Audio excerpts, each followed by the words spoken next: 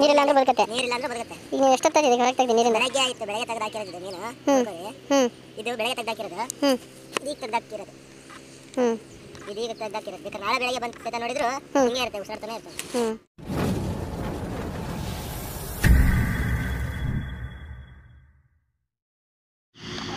ಅಣ್ಣ ಎಂತ ಮೀನಣ್ಣ ಇದು? ಇದಣ್ಣ ರಾಕೆಟ್ ಮೀನ್ ಅಂತ.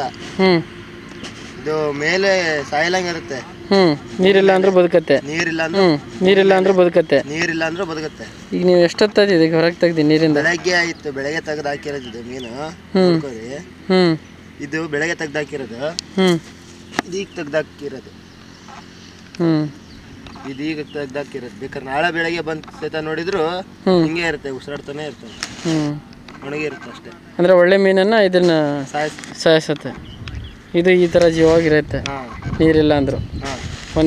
ಒಂದಿನಕ್ಕಿಂತ ಜಾಸ್ತಿನೇ ಇರ್ತದೆ. ಎಂತ ಅಂತಾರೆ ಮೀನು ಇದಕ್ಕೆ? ರಾಕೆಟ್ ಮೀನು. ತಿರ್ಗಿಸಿ ಸ್ವಲ್ಪ.